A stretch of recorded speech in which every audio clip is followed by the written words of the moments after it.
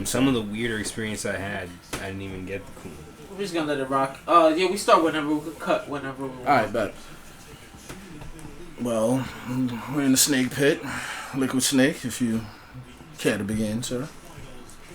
As the director of Foxhound, let me welcome you to this Neophyte podcast.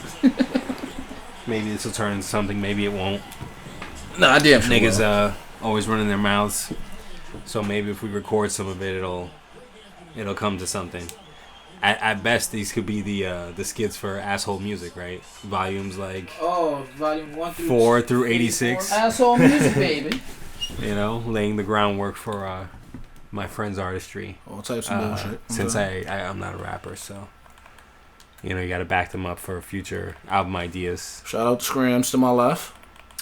Yes, sir. Shout out to everybody in this bitch. What's good, man? What's poppin'? So it's a different type of movement, man. Yeah, there's 4 of us in this pit. Damn, it really is a pit. I've been here for 13 years. I guess I'm Liquid Snake. Are we gonna go by aliases here? Yeah, it doesn't matter what we my have name to is. now. You already started it. So it doesn't matter what my name is. Yeah. Everybody peeped your volume on the shit, you know. Yeah. No, what's your name is what you. Mr. Menu up in the building, Mr. Emmy, and you already know. All right. You know, something like that. Something like that. You know, I'm known as P. Still. And the Lightskin Bandit. Whose music you'll be hearing, you know, periodically, because you know you can't just, I guess, have a dead podcast. You gotta have something that is humming in the background in some kind of way. There's gotta be some sauce there. And across the room from me is the one and only. Yo, man, your boy Bobby Scrams, aka Bobby Scrizzle, the AO Mizzle, aka Brownsville. You heard what's good, man. We in here chilling and shit, maintaining and vibrating on this motherfucking dreary, cloudy, I think still rainy Monday night, man. We just in here cooling the bowl there. You know what I mean? Zooted and booted, man. Ain't not much to it, you know what I mean? What's going on, you know what I'm saying? And there you have it. It is. It shouldn't be no other way. You have it. So I guess I'm the host and the moderator. I'm gonna do host things now. Yes. Yes. In which I'm gonna tell the folks what we're gonna talk about. I guess we're gonna be in another one of those like Corey Holcomb slice of life, talk about various things type of thing. Definitely more sports heavy, but definitely more sports oriented because you know we could point to numbers and you know Google mid podcast like the true professionals do at Basketball Reference and all those sites, and we'll talk about takedown defense percentages and win share if you want, or the analytics. I mean not just that, because there's just some things that can't be covered by numbers, like the shot Kawhi Leonard hit last night. Shout out to everybody in Toronto. Shout outs to Kawhi, who showed emotion, which is fantastic when he hit that shot. I'm more emotion than me and Embiid, but that's a different discussion. True emotion, like it was amazing. I mean, it was definitely somewhere Greg Popovich is real upset right now. Yeah, man, Pat Riley. Somewhere DeMar DeRozan shedding several tears into his pillow. Maybe we'll see. You never give up the one you love the most, right? Even when you get separated. He'd be stalking Toronto's, Instagram and IG and shit. Not if he gets a chip, man. If he gets a chip, then it was all worth it. Maybe, but it all worked out. Maybe, but his new boo ain't showing him no things though. I showed him the playoffs. Yeah, he got them there. Yeah, more than him in LA. That's for sure. But I guess we could start there. We're now formally in the Final Four of this year's Final Four NBA Conference Championships.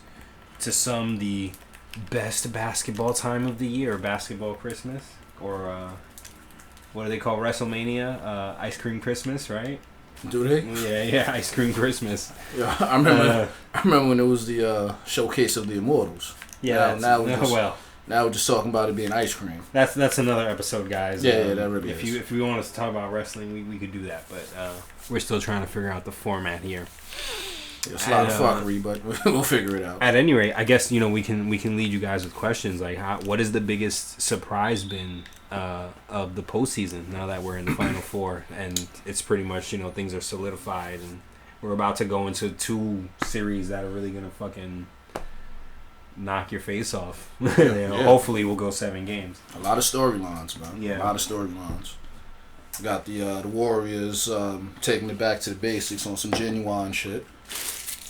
Just pretty interesting, man. Steph Curry looking like the 2-time MVP yet again. Klay looking like he wants his own team. Mm-hmm. We'll see how it goes. KD's looking like he's at the crib, but hopefully he'll come back to the finals. And we'll see what it is, man. But realistically, man, it's a lot to talk about, man. I mean, it would be nice to be on First Take and Undisputed with, some fly suits on, getting some dollars for it, but... Well, let's speak with to what struck y'all, like what really surprised you. Like for me, even though the Nuggets are kind of whooping ass all year, they went to Super Saiyan 2 with it and really elevated their game so that they could compete in series that they arguably should have just kind of beat the shit out of their opponents, but they really had to fight for it. So you really got to see a team that kind of looks complete. I think they still need another guy, or Paul Millsap needs to remember the Nuggets. Remember who he is, one more star, or maybe they only have 1 star. Well, look. No, they arguably have 2 because Son was playing his face off. He's not a star. The dude you hate. He's not a star. Yes, he is, bro. No, he's getting there, but he's not a star yet. He's showing it. He damn sure was one in the playoffs. He was looking like that in this playoffs. Now, if we go to the next playoffs and we could look back at this playoffs and say, yeah, or that, but this, you showing up now, that's cool. Look, Tatum showed up last playoffs, and what happened with him in this playoffs? But that's too many X factors within that, bro. But that could be with anybody. You know what I mean? Consistency is what proves. So he put off this year, but we have nothing else to look back.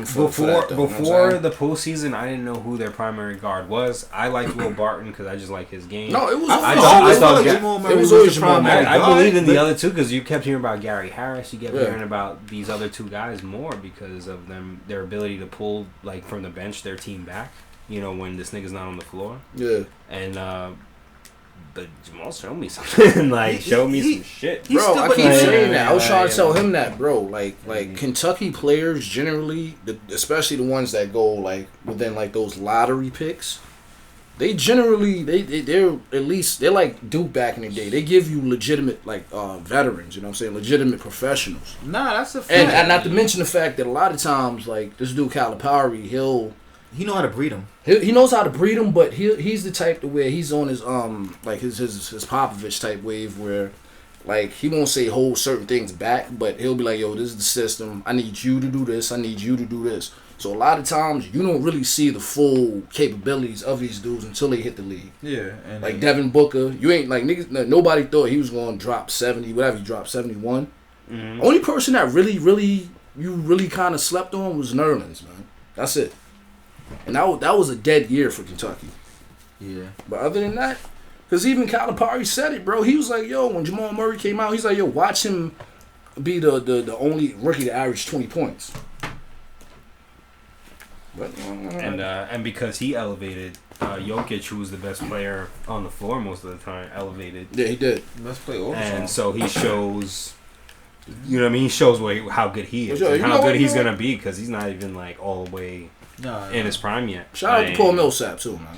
Yeah, I don't want to say that he didn't show up at all. He showed up, where he is in his career, being that type of veteran. He showed up more than enough, man. Absolutely. I just know he can really score that ball, and I feel like there was just he did, bro. He had he got 20 points. In 3 of them games. Expect from Paul Millsap at this point in his career. But that's why they need that third star. You exactly because I would identify him as a second option just because of his he's not a second option no more. So it's Jamal. But are you cool with Jamal Murray, your point guard, being your second option? He's not the point guard. He's the 2 guard. Nah, he played 8 point. Now he does. He been running 8 point. But I mean, to me, that team. That's a fact. They need one more star. Like Yeah, Murray's the person to me that's like. You need like either like a legitimate center or like a true point guard. They have no true point guard. That's what I'm saying. So I'm cool with them doing point guard by committee because those three guys are good. And you have Jokic actually being your and point he's the real playmaker. Yeah, so he's the real playmaker. really, what you need is slash player. But that's or cool. like But when that. you need somebody to But, bring that shit and create from 94 feet when the pressure's on the line, you know what I'm saying? No. That's when you gonna need. I ain't gonna lie to you. Like that would have been a, like you know, just fat, like, you know, rewinding a little bit. That'd have been a nice little destination for CP. Yeah, we were talking about before we went on. We were talking about CP, and why the Rockets potentially blew their ability to have a really good team just for him. That's a full episode in itself. But we'll talk about that in a little while. Just to, I guess for me, for the Nuggets, they showed me something that I wasn't expecting. Which was like a complete, or what seemed to be a complete team for a team that doesn't have like real stars on it, which is what everybody says about them. One real star now. Yeah, right? one real star now, but like even still, they fronted on them, and they were number one seed for most of the season.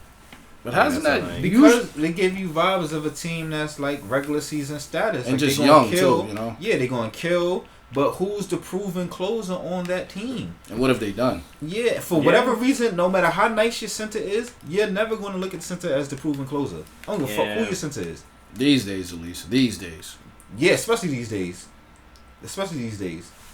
Because even if you had somebody like Shaq, you're like, yeah, but who got to give him the ball to dominate with that last 3 seconds on the line or whatever the case may be. Like, who's going to be you your closer? got to set that up. Yeah. And they don't have that. They have that, you know what I mean, any other, or the rest of the minutes of the game in Jokic, but when it's time to close down on that and you can't get that ball to him to create from, who's going to be the creator from the perimeter? Great question. Who's going to be that? Great question. I couldn't tell you. That's why I liked their guards by committee, because like at least you had two guards out there that kind of feed off each other. Now, I would say Gary Harris should always start, man, because he's their best defender, man. Well, perimeter at least. Don't that be their lineup? Murray, Gary Harris, and Will Barton. Millsap and Jokic. And Malik Beasley off the bench.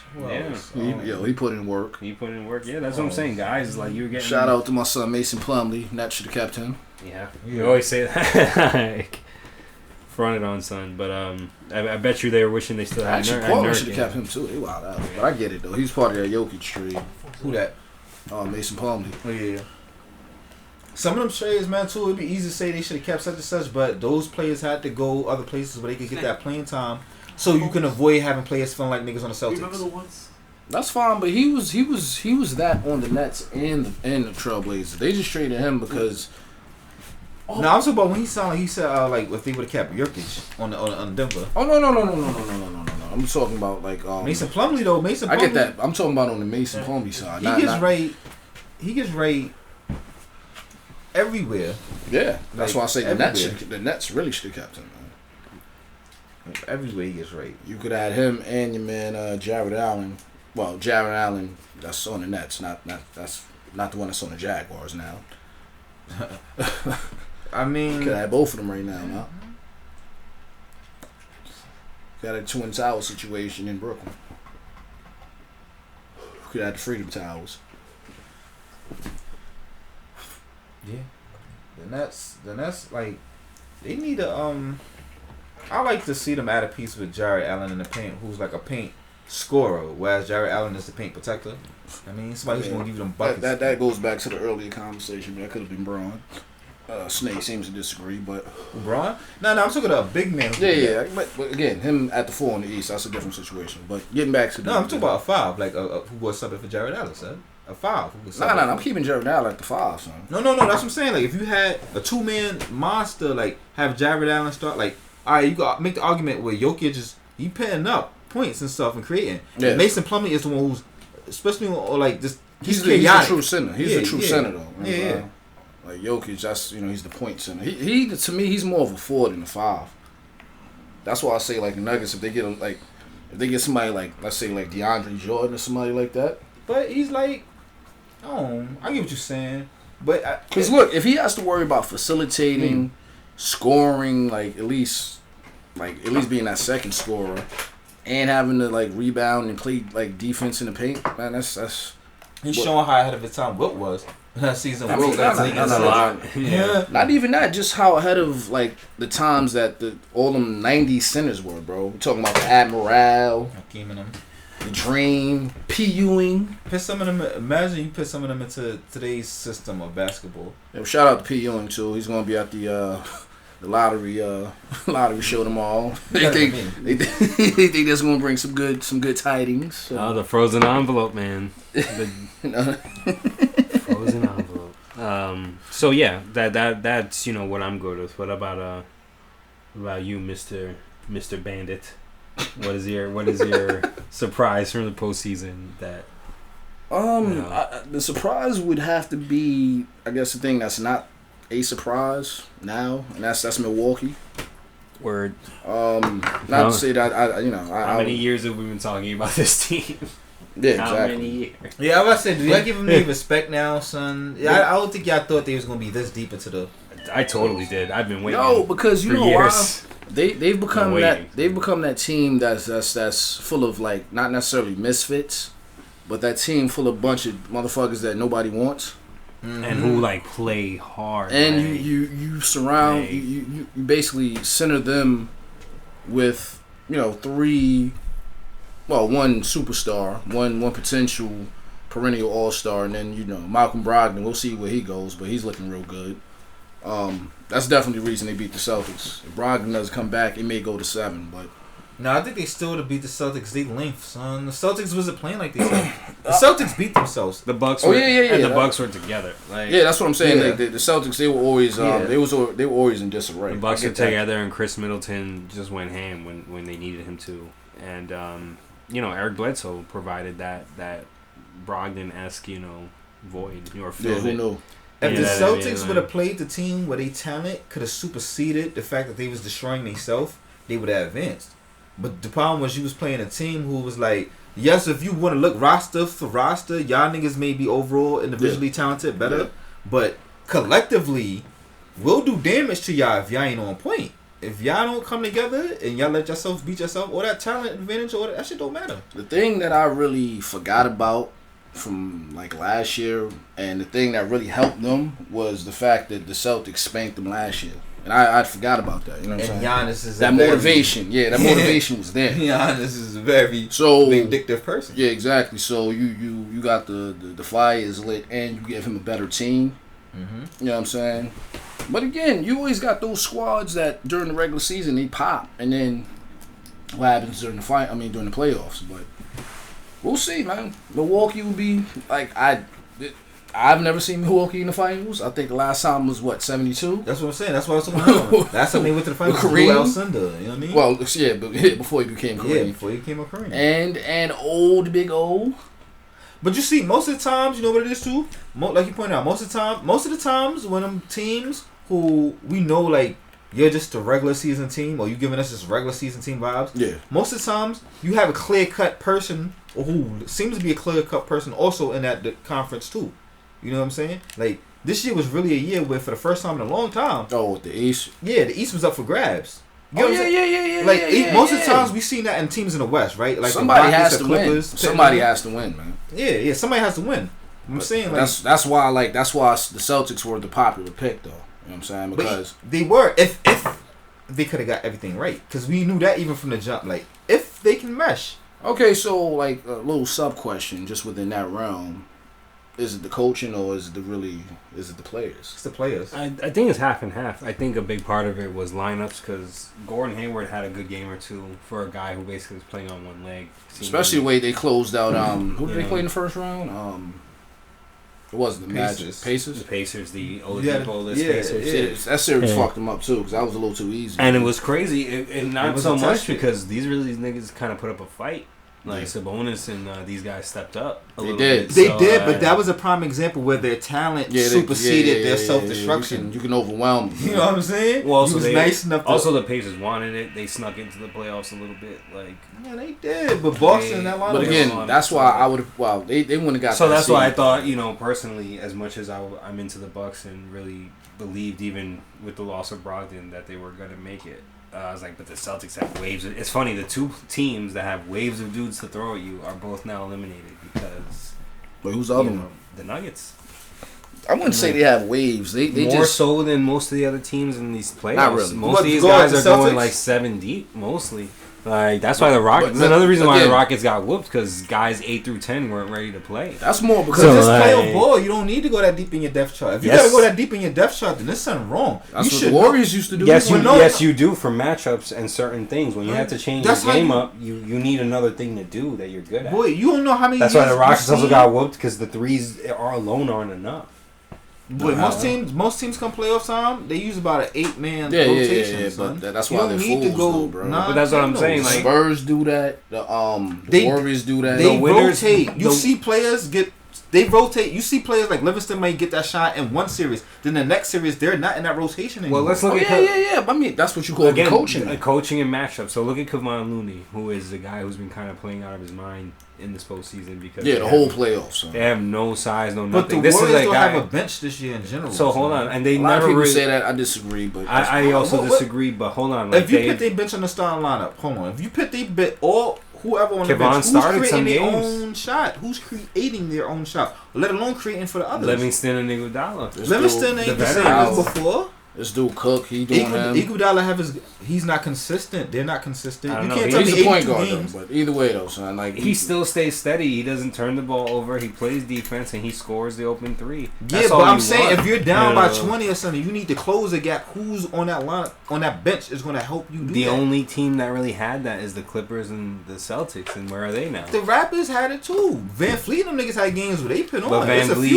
Vliet ain't dropping 20 at will. You know what I mean? But that's my point. You have nobody on your bench. And so, but he's the sixth guy, so that makes sense. Whether you chose Siakam or Ibaka. But like Mari just said, like the teams that win the chip usually dip into the well a little bit because again, you want to throw shit at the team that they're not expecting, which throws niggas off. Equilibrium is everything in these games. And you have to do shit like that, man. I don't know, son. Well, last couple you have finals, to. That's the reason the Rockets. The only reason the Rockets won their games that they won against the Warriors is because they changed it up. They had to. And they were at home. And they were they had the call. They had the call advantage. But James, like, it wasn't just about James falling into the defense. It was about him scoring a variety of ways and getting his teammates involved. Well, they show what's his name, KD. It was KD. They showed the minutes per game niggas is averaging during the playoffs this year. Niggas is averaging some high ass numbers. Yeah, he was averaging like 42 minutes. Yeah, 40, like because you don't have other reserves like that. That's what I'm saying. You got niggas who come in, but like Iguodala come in, right? But he's subbing in for like 3 different positions. It's not like he's subbing always coming in for KD. He'll sub in for KD. He'll come in for Draymond. I mean, you gotta keep those numbers. You gotta keep numbers like that in context, though. Son, he was getting those numbers because he was their number one option. So of course he's gonna see that.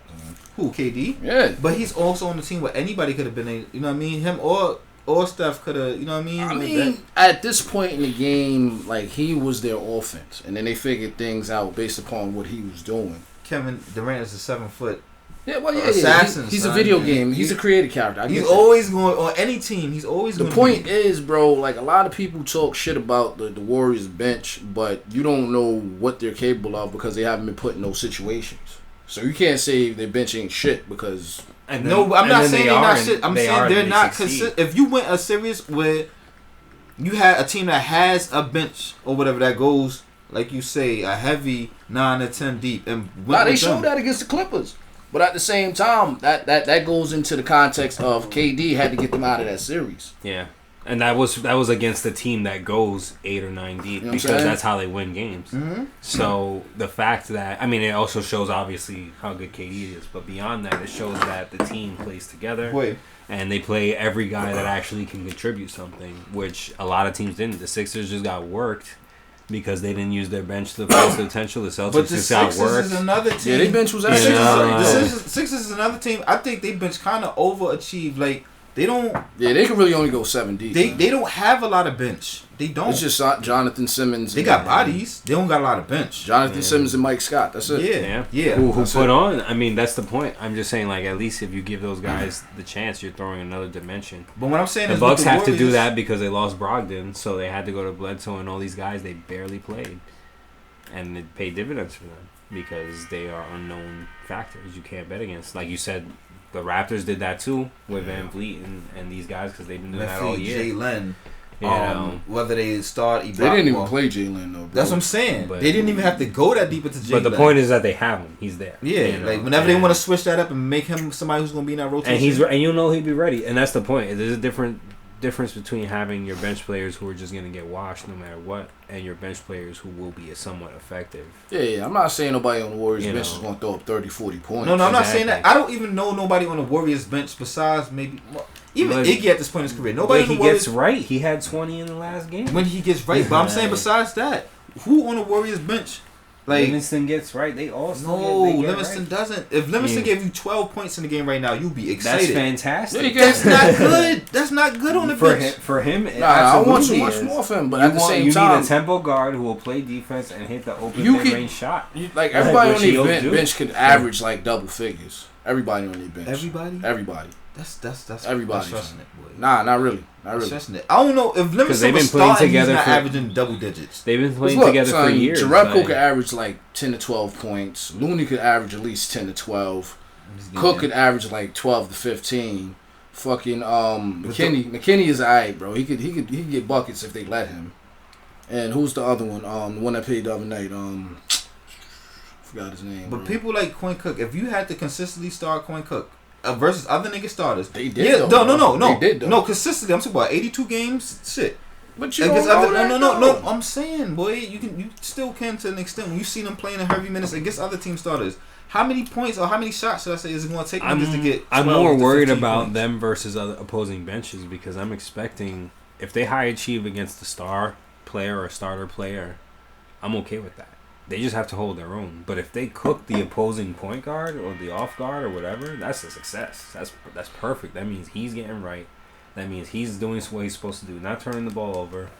XYZ, which guys like AI and Sean Livingston don't do, which is valuable. How many other teams have we seen getting cooked now because of turnovers? The Rockets got cooked because of turnovers as well. You know what I mean? Because they didn't have capable guards who handled the ball like that. They play too much ISO ball. Exactly. So they trap Eric Gordon. Yeah. They trap the Beard. They trap Chris Paul, who's too old to be getting beat up, which you see what happens. Even when he was having his CP game in the elimination game, it didn't matter. Yeah, he dropped 27 and lost. That's what I'm saying. But it'll matter. It'll never matter for the Rockets because they schematically they just they're not like they claim that they built the Warriors and they didn't develop. I'm saying that even if they were, they didn't develop it. They are built to score with the Warriors. That's what I'm saying. They're not built to which is not winning. It's not the same as beating the Warriors. They totally forgot the other elements of the Warriors game. But that's always been D'Antoni. Which is team basketball. D'Antoni and the GMs. Yeah, that's what I'm saying with the Rockets. It's not just even D'Antoni. It starts from the what was his name? Daryl Morey? Yeah, from the top of it, they all believe in Toronto. They all believe in that type of basketball. No wonder.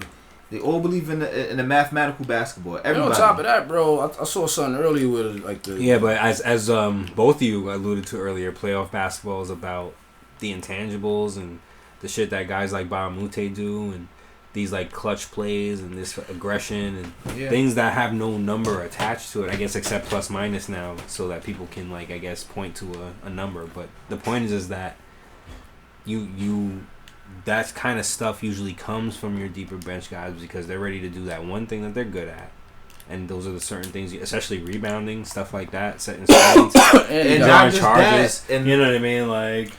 And all that little shit. And them 7-game series, they can close in and focus in on your star. So you need that other person on the bench who was like, "Yo, can you go do this for me? Yeah. Can you go do that for me?" At the very least, you at least throw fouls away on that guy.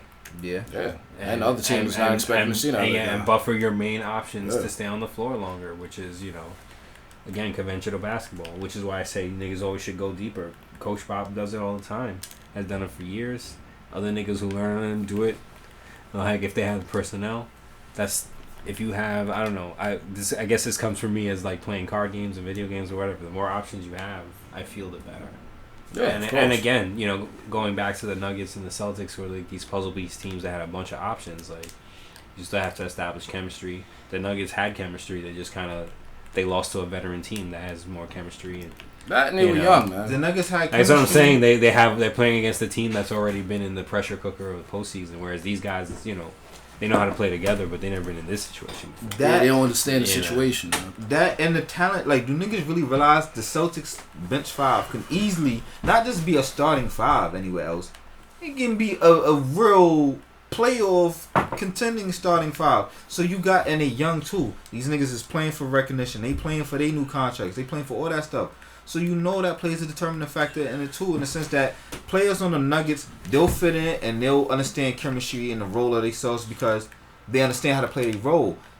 People in the Celtics, they don't care. Stars, yeah, and even if they got one role they can overachieve at, they don't care about that. They want to prove that they can overachieve or whatever at everything and do everything else. And it's like, what's funny is that then they bitch when they get traded. You know, like, whatever, man. You got to play together, especially against a coach who clearly is about team play. But that's how you can tell. He's not used to having stars, man. No, clearly he didn't have stars in college. I mean, he had Gordon, but that's it. Gordon is clearly a fairly nice, and that's why that team he wants to win, you know, type of thing. You know, he doesn't care about having the rock or touches or any of that. He knows he's in play.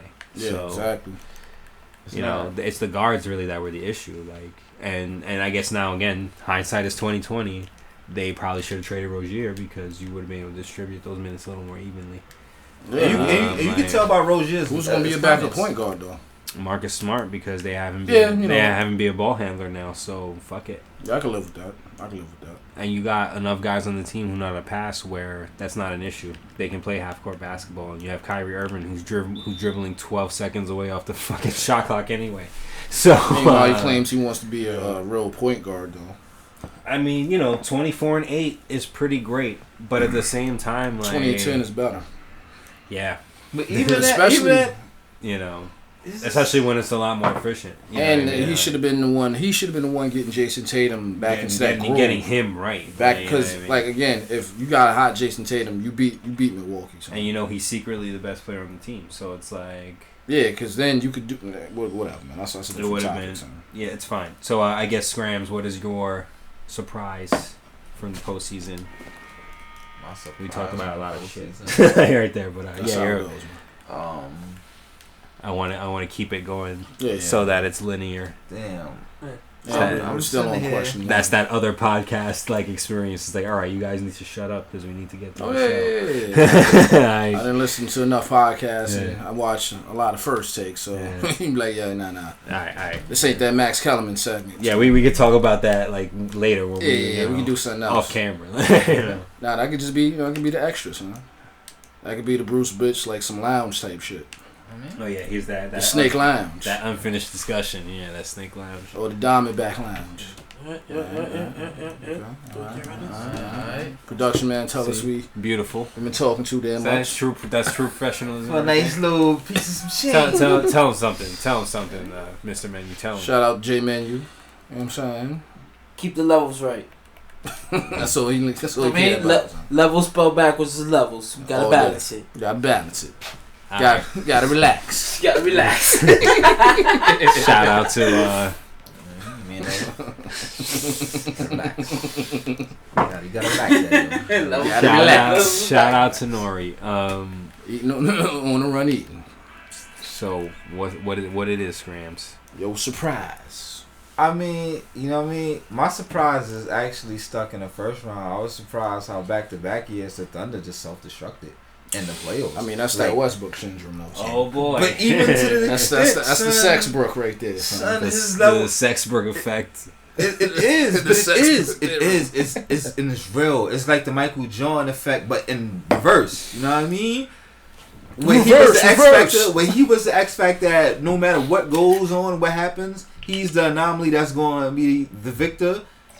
Westbrook takes you the opposite end of that spectrum. Like, I don't give a fuck how good the chemistry is going during the regular season. I don't give a fuck who is the other nigga on the team that we think is MVP candidate. It could be Jordan on the other side. Exactly. Okay, but Jordan might have killed him. Now, Jordan would put hands on him in that locker room. Yeah. One of them would have had to get traded. Westbrook would have came out the mean shining like, son. I thought I knew. I thought. Either that or Jordan was just going to ball hog it to the point where he felt like KD, like he need to leave because Jordan ain't passing. Jordan would have been your man Carlton in the Fresh Prince. yeah. You stole the ball from Will and shit. Yeah. Shit full court. For that. Yeah. Then he thought he hit it. Yeah, exactly. I'm saying you can wear that Carlton outfit with the ones though. No, you could do that. Fashion tips by Menu. But nah, like that was crazy. Like I don't want to like say like I'm not giving Portland any props and shit like that. But damn it, they sent her. Got injured. What was it like the second to last game of the season or some shit like that? Like who they really needed. So even the fact that they're where they're at now, you're like, whoa, hold on. Like, if they had him, bro, I would seriously consider them winning the series against. That's what I was telling him against the Warriors. He was there. I like their chances for real. It would definitely go 7, man. But yeah, like to still like to lose like they lost. It's like, damn, boy, like, damn, son, what's your excuse? Like, you really have no excuse, Westbrook. At all. We've seen you play with some talent. So what would you have done differently? What, in that series or just with the Thunder in general? If you were Sexbrook. If I was Sexbrook. No, not even that. That's too easy. If you were the coach of Sexbrook.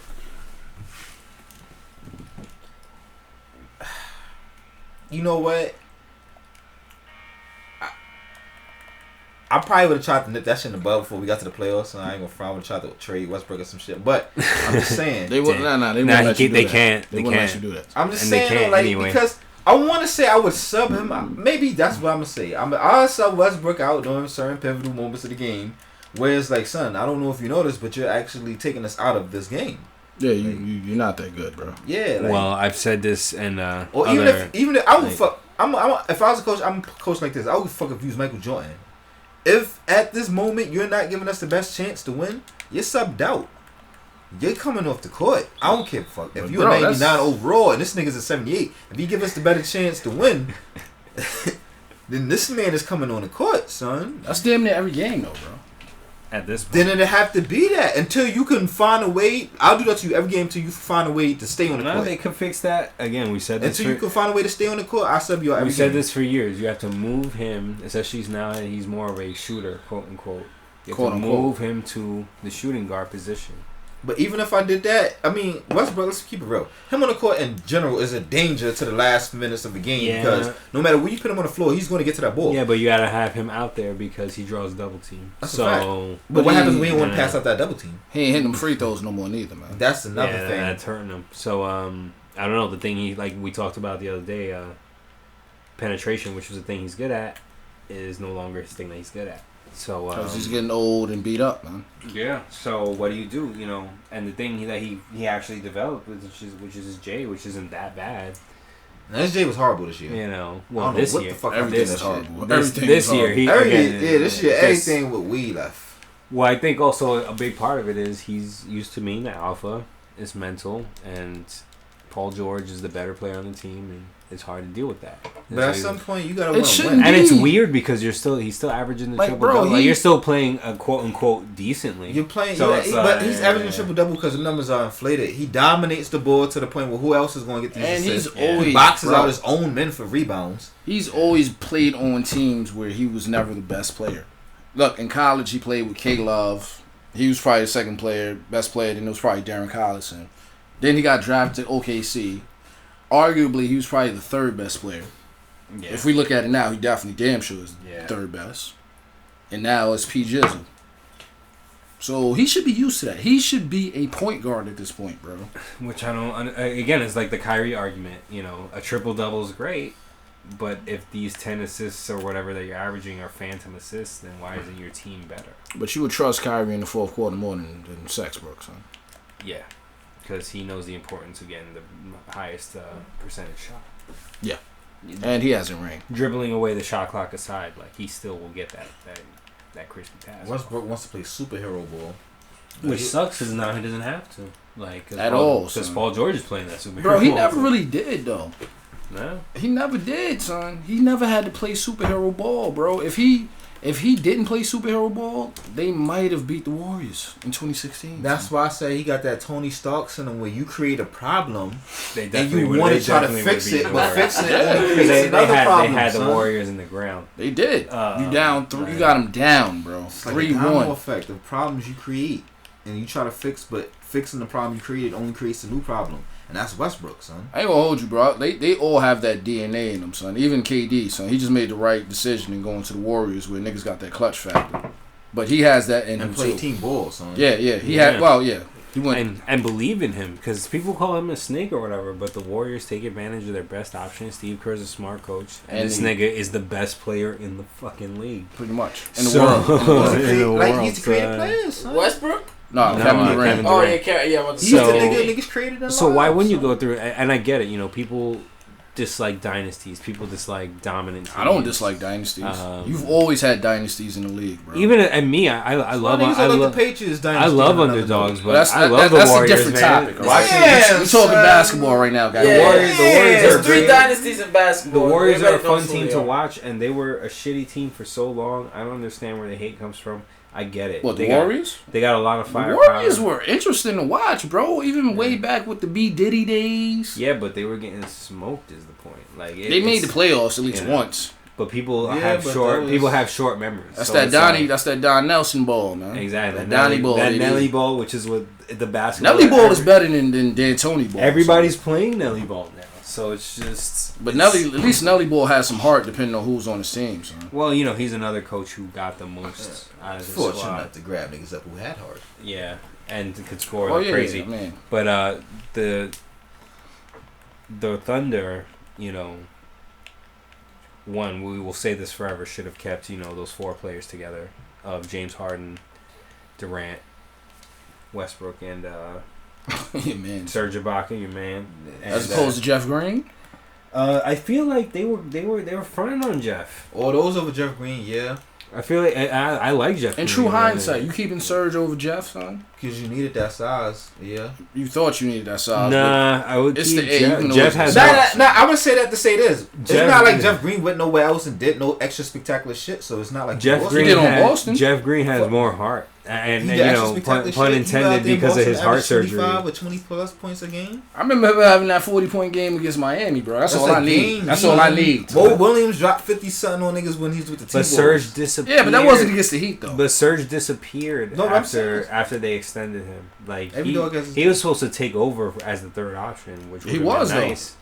But he got injured, which, you know, you can't help. Again, I'll say this repeatedly on however many of these we do. Like, can't help injury. He still have every He still could have got a defensive center. And I'm not saying he's a bum. I'm just saying that, like, compared to James Harden.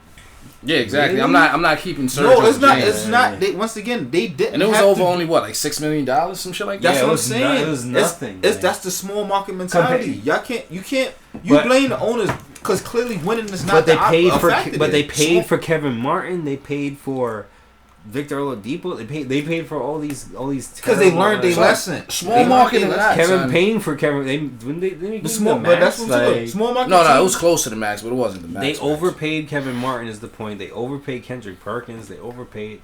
I mean, they had. But they didn't have to dip into pay that luxury tax. That's what they were trying to avoid. Small market, but they had a big 3, man. You had a big 3. But that's what we're talking about. Small markets are not caring about that winning. They want San Antonio is a small market too. But they're not hurt for cash, boy. They are Come on, son. You have a legitimate big 3 that took you to the finals. And the Spurs winning those championships helped that town get their. That's what not everybody understands. See what I mean? Clearly, but again, that was before the big 3. That was just that was the Twin Towers. But see, a player like the point is that it was a pop. Like, people know what San Antonio is, and people were going to Oklahoma City for those games. OKC is one of them teams that make trades and get cash conciliations back in return. Yeah. They need chicken. That's what I'm saying. Small market. They're one of the small teams that, who but needed where? That chicken. Wanted that. That's chicken. A sound investment. And you make that chicken back. You pay that extra bread to keep that big. They wasn't thinking. They was thinking about the chicken right now. That's what I'm saying. No, they were thinking about Serge Ibaka and how he's 7 feet. No, boy, they said and they kept him instead. Boy, no, they said it. Boy, it's been documented. They said it. They said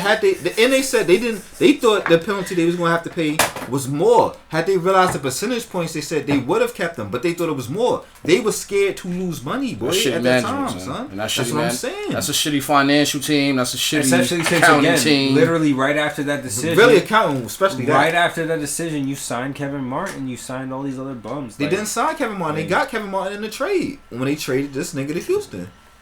Kevin Martin came back. Kevin Martin, they paid him. So the boys they paid that. But they didn't go over that luxury. That they didn't go over what they thought. Once again, the number that they had, or they would have had to pay, and the number they thought they would have had to pay was two different things. But technically, they did when he went down with injury, and they didn't get the full extension on his contract. Who, Kevin Martin? And they paid so much money to him to keep him there. Who, Kevin Martin? And they couldn't get anybody else. They wasn't. They thought they were gonna have this triangle. Kevin Martin was whack. They wasted Kevin Durant years. They made the playoffs with Kmart. That's what I'm saying. But they never planned on Kevin Martin. But look who else was on the team, the best player in the world. So of course. Well, he wasn't the best player in the world then. But that was his MVP campaign. That's what I'm saying. He knew what it was. The only reason they were like Bron is the best is because of defense and playmaking. But this nigga was on his way. This nigga was bugging. Yeah. No. So you knew what it was, and that's when Westbrook started getting that salt because he was the first one. He was the first one to get injured, right? He was the first one to go down. In that playoff series. Yeah. And he getting that salt because niggas was blowing KD. Son. They were. He was tight. He came back the next year, and KD got hurt. Yeah, then that's when he was wilding. That's when he started that triple double shit. Yeah, he was wilding. Niggas like, see, niggas love me. I'm the best. I'm the best. I'm better than Kevin Durant, which was foolish. Foolish on his end to not recognize this foolish. Guy over, just like he didn't recognize Paul George. Not even that Paul George is better than him, but at the time he is playing better than you right now. I don't even think if it's understanding that Paul George Westbrook got the mentality that even if he understands you are better, he'll be like, all right, I know you better, but you got this right now? Nope. And he's glad to take that off your hand and not get that back. You got it? Oh, no. And not get that back. But P. George had it all year. Nah, because remember at one point P. George started the bumming a little bit to the point where a few of them was accusing him of having torn labrum and shit. So Westbrook took it upon himself to take advantage of that point in time and say to himself, don't worry, I got this. And then once again go into that Tony Starks type shit where you keep creating problems that you in turn try to solve, which creates more problems, Westbrook. At some point, it has to stop, son. You gotta stop shooting three. You know what I mean? Well, what's funny is that he's better at shooting the three than anything else he did this year. So maybe he should have just kept shooting the three. Nah, this year wasn't he like a 20-something% 3-point shooter? In the postseason, like 30%. Yeah. Like, no, I'm talking even the regular season. Like 31%. For him is good because he's not a shooter. Good. That's compared to everything else, which took a dive. Absolutely, like I'll take that. Especially them free throws. Man. You know, so them throws, man. You gotta get them things. Yeah. But that it's all hand in hand because clearly that's a confidence factor. With shooting the ball in general, whether it's free throws to shooting, just whatever. So that's the point I'm making. Message. You know, when you have a player that is at least having a superior season, I don't want to again say that Paul is a superior player. Yes, he is. Yeah, all right, fine. He is. He's top 5, dead or alive. I'm about to say that. Paul George gives shit right, he's top 5. So instead of just deferring to Paul and being like, yo, me and him are a good combination, which they are, because again, this nigga's a target. You know, he makes a good target. Son, PG-13. And he still averaged the numbers he averaged. I was about to say, son, he could average at least 28, 8 and 8 for them, son. So that's what I'm saying. He could do that, and if Westbrook just stuck to 20 and 8, that's why I say son, 20 and like 11. Niggas would be forget the triple double. Niggas would be singing his praises right now. Just get them. Just run the league with the double doubles. That's why. And be a true guard. Get your 23 and 11. Like y'all were saying early on, like. You know, and when you get hot, you're hot. We go through you. That's not. You jack your shot. Don't throw 43 shots up, but throw your 30 shots up. Whatever. Yeah, score that 50 piece. But otherwise, go through Paul George. That's why you got him. You got him to replace KD, to really pull you through the postseason. That's why I say it's that Tony Starks and I'm saying because he knows all of this. I'm pretty sure he knows all this, but somewhere in him, he has his own demons he's fighting. And he has to get himself out of it. It's a simple one. I have to be the man. They paid me the most. This is my team. And you're in Oklahoma City, so they're not going to shit on you. Exactly. Yeah. You're their star, especially since now Katie's the snake or whatever. He needed to be somewhere like Philly, but they would have booed this nigga until For real. Until he All got right, right. take that shit right, son. Bob Saget would have been booing right. him, son. He's somewhere where the love is gonna be there regardless. He don't have to worry about having overly. He don't have to worry about having a string of bad seasons. They gonna love that nigga. No That's matter what. Because especially as long as he gets those inflated numbers, like And you say. especially because So, KD did what he did to them. So now, by contrast, yeah, you're gonna go. you're God to Nah, us. you're going with the boo that stays. Yeah, KD left us. But you'll love KD forever. That's the real boo. That's the Son, person if you love KD is like Hey. CM Punk, son. The second he wants to come back, son. Yeah, Oklahoma will. Oh God, yes. It's like same thing Cleveland did with Braun. They burned all that jersey, all that shit. Dan Gilbert took all So that he shit. said I'm coming I'll be back. back together again. When niggas come back, you got that Dave Chappelle looking like Rick James when he's going to commercial break. He's like, come here, baby, yeah. And the best part, he wins the chip. Yo, I'm out. Wish I had more thumbs. I'm out. I'm bored. I want to make this Cali money. Exactly. I'm saying about to start fucking all these Asian hoes. JMenu, do you have any surprises from the postseason? He hasn't been watching postseason. Oh shit. Basketball bouncing. I'm saying. Titties bouncing. I'm saying. Halftime. I'm saying. I used to host Dusty pom Trails. poms. My palms. Tell him something. What else? Oh. That b-ball. I'm about that b-ball because it makes we all Who's your favorite player in the league? all time or in the league now. In the league now, because we're gonna talk about old man basketball. Shit, in the league now. Shit, I don't have one. I'll have to go default and say LeBron. Boo. You're about that Hollywood Brown life. Yeah, but if you talk about back in the day, His Larry favorite Johnson. player, LJ. Man, Wow. So real quick, Yeah, where yeah. were you during the shot? Oh God. Oh, 33. I would definitely remember Shot that. at 33. You know what I'm saying? 135th and Broadway. Yo. Yeah, that was LJ's fucking. It's so crazy. glory Ask moment. him that. I remember where the fuck I was too. I was just mad that he went to the Knicks and he stopped dunking. Oh, bro, he was getting old. He's getting old. Yeah, but He had that still. back problem. He was Yeah, hurt. he was old and Yeah. old, but he still got busy though. But I fucked with I'm him just mad he got fat with out him here. and Alonzo and Muggsy in the Charlotte. You know, that shit was very entertaining to Yeah, watch. but they came across a man named Jordan. Everybody did. Everybody. You seen the address you at that function? Oh, that was that last game. Yeah, you just died everybody up, man. Yo, was you at Whatever, 50. we on Bleecker that night? I know you were there because you used to live there, but Nigga said. I remember watching that game in the backyard, but I don't remember who was there though. That last game of the finals. Yeah, that was us together, I believe. Oh. All right, well, so we talked about that. What's a good topic? Who do you think is gonna be MVP, guys? I guess it's kind of really open and shut now with all that. Oh yeah, no, it's over. It's over. You It's think over. though? Yeah. You can't be the MVP Kinda. and not even be in the conference It's championship. a kinda. regular season award. It's a regular season. I don't award. not No. anymore. That's why they moved it to where they moved it. No, they moved it to how they moved it because of what the world is right now. You could take advantage and get all this other. Only reason Westbrook got that MVP was because number one, he was able to get them to the 4th seed, but it was really more of the stat nerds. Yeah, but I'm just saying, it's a regular But season look, award. look. We've seen niggas win MVP and they team ain't. True indeed. But based upon the I guess the blueprint or the template that they've set, you at least have to be a 1st or 2nd seed. You got to be the best player on the best team. That's all. That's all they said when Steph Curry won it. That's what they said when they claimed Westbrook was the best player in the league when he won MVP, and that was some He was bullshit. but you're the most valuable player. Like he was the most valuable player to his team that year. If you took him off that team, That's fine, but again, where was that team going anyway? That's why I say it has to be at least a 1 or a 2 seed. I get it. Had they been a 6 seed, he wouldn't have won that, and I understood when they got the 4th seed. I'm like, yeah, he got it now, because it was more about the triple double. I don't even think it should be that. Honestly, to tell you the truth, if you put up numbers crazy like that and you going him like that and you're serviceable, even if your team is like a 7 seed, son, you're a valuable piece. You're valuable, man. Yeah, but where are you really taking your team now?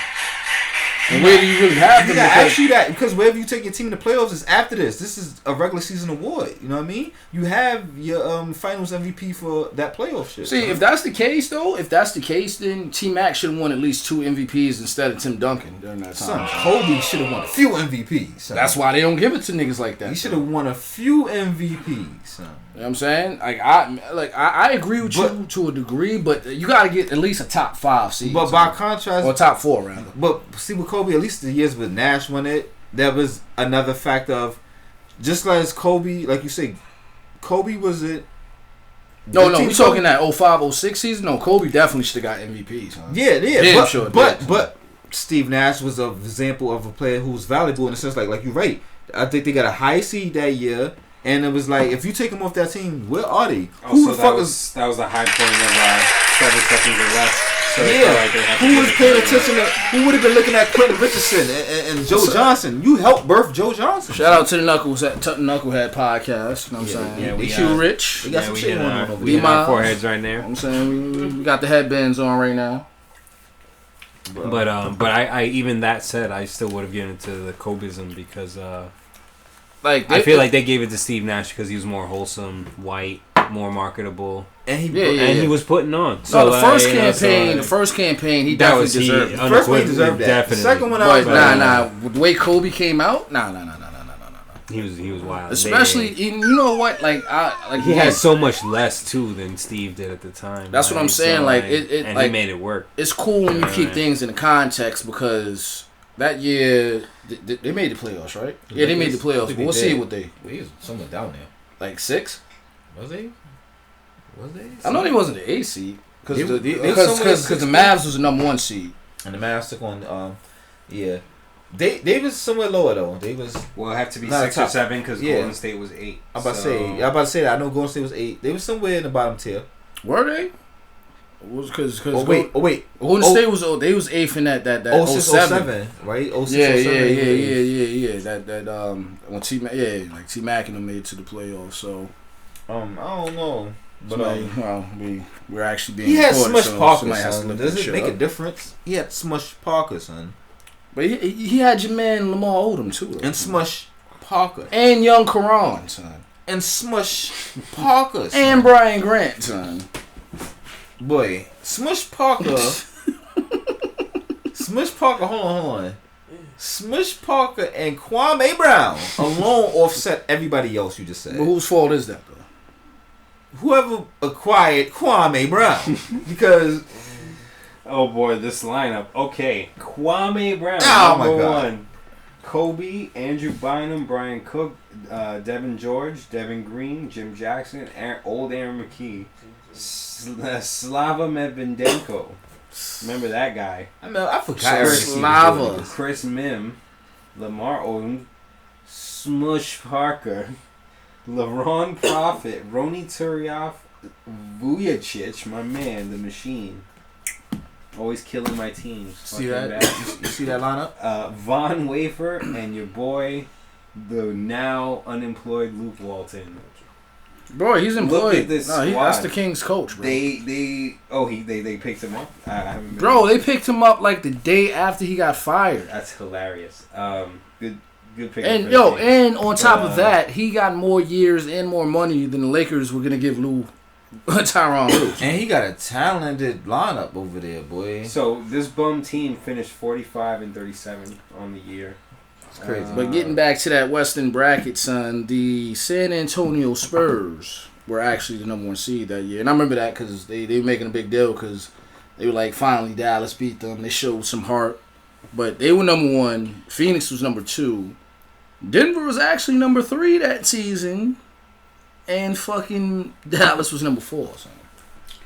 Followed by Snake's favorite team, the Grizzlies.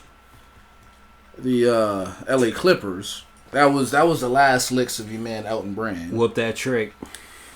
The Lakers were actually 7th. So. That's what I'm saying. I knew they were somewhere down there in the bottom tier. And that was that Sacramento Kings at number 8 with your man Ron. So. Wait, the Suns was second, right? That's the year the Lakers lost these niggas in the first round, right? Yeah, because they took them 7 though. Kobe that alone should have gotten MVP. That tells you. So he took again, I feel like the MVP is now more of a postseason award because most of the postseason is passed by the time the award show comes. So and the analytics, man. Yeah, you can't really argue it now. Like Westbrook is no longer a candidate. You know what I mean? Guys like that, even Paul George, who was still playing out of his mind. He was a candidate until he started to that. He got hurt, and then even when he came back, he continued to play out of his mind. Which shows you how he did. But by then you had that Westbrook shit going on, and that sort of overshadowed. So there you go. He could have easily been an MVP candidate had he just gone to the Clippers. And as we were saying earlier, Paul George on the Clippers would have been dynamite. P. Jizzle. I don't dispute y'all niggas with players who should go to the Clippers, and so many of them. Kawhi, all these top 10 players who are available should really go to that team. Niggas don't believe in their legacy, son. It's like having a school that go to the Nets, or even go to Orlando. Like there are a lot of these shell teams that have like a lot of pieces. Like I don't want to. I get why Bron did what he did going to the Lakers because that was a promising shell team, but he don't fit on it. That shit was too cliche. That's what it is. He doesn't fit on it. That's just what it is. They had a nice core. They should have developed together and did what Boston did, and they would have been fine. Or just do what every other dynasty in history did and really build your team up, man. Yeah. But the Lakers were pressed into a corner. They look like this is clearly a point in time where I don't know how many consecutive seasons niggas have had before where it looked like damn, niggas is bumming out again. And niggas went into I don't give a fuck what niggas say. I sort of win now mode, or at least win within the next 2 to 3 years. You know what I mean? Not with that team. But they had it, and then they crashed it into a mountain. No, I believe off Rip was the top 10. I believe off Rip, LeBron was going to get there, and they knew, all right, you're not so much as winning with these pieces, but we have pieces to move to get what you're going to need to win. And it didn't fold. So they thought. How did that work exactly? All right, but look, yo, bro. In all reality, okay, let's. Back to reality. Should have just paid Julius Randle. Back to life. That's a different topic. Look. Oh my God. If one of your main pieces is Lonzo Ball, shit. Who in their right mind is going to trade for him, son? Who's going to want to trade for Lonzo Ball? Matter of fact, like who wants that package of him being possibly a good player, possibly an all-star, but him and his pops? I think there's some niggas out there who will take that. Like? There's some niggas out there who will take that. There's drama teams. Like? Is it, that's what I'm saying? It's drama teams. It's niggas who will take that. Like? New York. No. Boy, the Knicks have taken worse. They'll take that. No. But yeah, you gotta understand something, son. We all the Knicks, Miami, any of those flashy drama. The Knicks are beyond that, son. And his father ain't as bad as he was years ago, so you know what I mean? Alright, but I have to reference and reiterate the Knicks are beyond that, son. We do not make moves like that. As long as the one is still there. But that's not a bad move because once again, LeVar. At the same time, he's not making those personnel maneuvers anymore. So, but again, LeVar ain't bad as he used to be, and Lonzo is. But he's still the boss. A very serviceable piece, huh? And you really got to question their business. Well, his business decisions, but who LeVar? Yeah, but that's a different. That's also a different. That's different topic. So who's the MVP? Oh, definitely Giannis, man. Yeah, at this point. Is that a consensus? Yeah. It has to be now. It has to be. If James Harden would have finally... All the other candidates got eliminated, basically. Yo, if Harden would have finally taken the Warriors down, if he would have did what he needed to do in Game 5 when KD went down and took him out in Game 6 and have his team in a position for the Western Conference. Show up for the CP game he knew was coming. If he was still playing... Point is, if he was still playing right now... I would say it's probably like 60-40 him. I don't know, son. I think Harden still might get it off the fact that... Because once again, I hear what y'all saying, but once again, like some of them other niggas who won MVP, like Westbrook, let's say, for instance, with the triple-double shit that time. When the fucking last time you had... Like, he didn't just have a season where he pit on and then it's like, all right, you disappeared in the playoff. He had a historic season, son. When last time niggas averaged 30 points a game... But he's always been a guy who can put up numbers. But he didn't put up these numbers. The point is how he far didn't do that take shit. them with that number. But again, bro, now we're at the point where it's gonna be just all about semantics and fucking like all those small little bullshit details. Like again, James Harden is very inefficient, but that's number one because of the style they choose to play and his shot selection and the fact that he got to carry niggas. But again. It's a big part of it. No, it is. But at the same time, they're going to basically break it down to the fact that Giannis Antetokounmpo, the Greek freak, who carried his team, led his team to a #1 seed and the Eastern Conference Championships, when James Harden fell very short in the Game 5 where the best player in the world went down. Yep. And against But, they did it against teams that That's should have beat also them. downplaying the Warriors. Like them niggas wasn't winning games before KD. Unlike It is, but it's not Steph because Curry and Klay ain't killers. if They there was a killers, time man. for him to capitalize on them and really put his foot on their necks, it was that time. Yeah, That's what an was. MVP does. It definitely was. Especially since again he's been playing out of his mind for 2 months straight. And I get it. You get tired. The pressure is It's not just crazy. Like I got it. It's downplaying Steph and them. Steph scored what 33 points. No, in the second I'm half? not surprised that the Warriors turn. Yeah, but they allow They that do to that happen. habitually. Like you That's gotta not put just these James' niggas fault. in That's the that team. It is his fault because you face these niggas how many times already? You know what they do. He can't stop one man from scoring 33 All right, points. no. We're know what like I'm saying? right now. Let's talk about just the leadership, man. Look, bro. If that's you, you person, be Scrams, and you see the best fucking player in the world go to the locker room, son. That next time out, do you not look at your fucking team and say, "Yo, we about to take this. This is our chance here. Yeah. Do you not do that? He didn't do that. Not only did he not do that, he only took like one shot in that fourth quarter after KD went down. That was crazy. That one was crazy. So that's not an MVP, after putting son. on the That whole one game was too. crazy. So when everything was on the line, son, your whole season, everything, you averaged 35 fucking points during the season, son. But you didn't throw up anything when shit mattered, son. That is not an MVP, bro. It's not.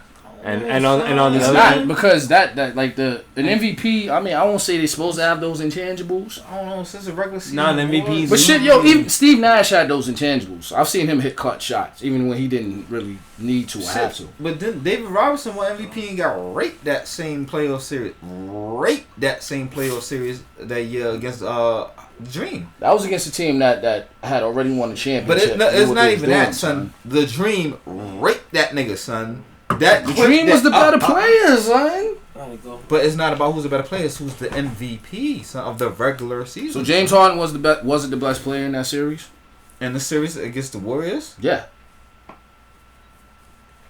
I want to say yeah, but he had moments where nigga like he should have been.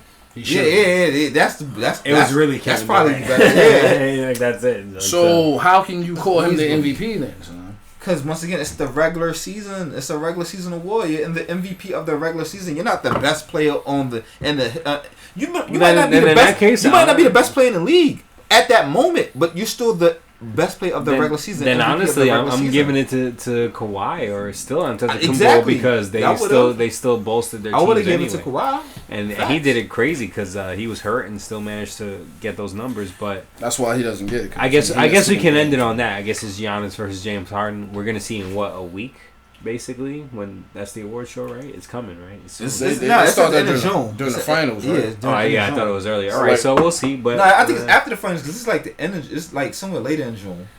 well, we'll see. But I think it's definitely Giannis. He pretty much like went ham from beginning of the season to now. Nah, Giannis. So Yeah. that's what an Definitely MVP does. Like that's what an MVP does. Yeah, Like, yeah. James Harden went he hasn't hard. fizzled out. James Harden went hard scoring, but he didn't carry. That's Yeah. me. And again, he had the better system though. Giannis had the way better Nah, system. Yeah. Probably the better supporting cast And overall. And a better coach because D'Antoni, his philosophy is just scoring to Yeah, and Budenholzer, bro, like this is the best team he ever had. So that Hawks team he took to that #1 seed. He never had Giannis alone tips that scale. Oh though. yeah. He tips that. But he also has said Giannis has in the past where he's like without good teammates, it doesn't matter how good I am. Like, Oh no, that's a factor, but that's why it goes hand in hand. It goes hand in But hand. I'm just saying that shows that he understands that. Like it's not just I'm the man, I'm the best player on the team, and this and that. And so that's why he's gonna win MVP, book it. Because Giannis is that Nah, red superstar today who has a '90s superstar mentality. He doesn't want to play and be buddy with all the rest of the niggas. It's all about competition. Yeah, he knows how to give in and be all in for the team and still show mad gratefulness and gratitude to the team. He knows how to still be a killer assassin to his opponents. He has that 90s mentality. He's vintage, son. So there you go. I couldn't think of a better way to wrap it up right there.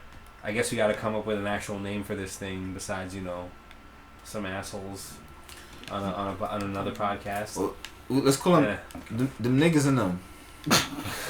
Niggas in them is on the podcast again. No. Three niggas in a bottle, man. 3 niggas in a bottle. Them That'll be us 4 niggas in a bottle. Not 3 niggas in the bottle. Nah, you see, just you chime in and made you the 4th nigga. So the Yeah, 4 niggas in the bottle. You the moderator. You like Nadesco. Just Sound effects. I'm not a nigga up a computer. Yeah, we got you here for the looks and the expertise. That's all. I'm just controlling the situation. You your man. What's that show? Marcellus Wiley and them boys. I'm this nigga home improvement. Undisputed, right? That's not Undisputed. I skipped Bayless and them shit. Oh. What's that show? Marcellus Wiley and them niggas? Oh, speak for yourself. Speak for yourself. With this dude. The fuck is this dude's name? Oh, Fat Boy. Yeah. Fuck his niggas' names. Jason Whitlock. Jason Whitlock. But what's the other nigga name? We be behind the DJ booth looking shit. The young boy. Yeah, I forgot his name. Yeah. That's a menu, boy. Wow. So yeah, I guess that's it. 4 niggas in a bottle. We'll catch you. We'll catch you next time. I guess everybody say goodbye. I holler at you on the flip side. Fuck out of here. We'll come out with a Twitter soon or whatever, so you can talk to us about shit. Peace. Peace and hair grease. Shout out to my niggas in the Middle East. To my niggas in the Middle East. To my niggas in the Middle East. To my niggas in the Middle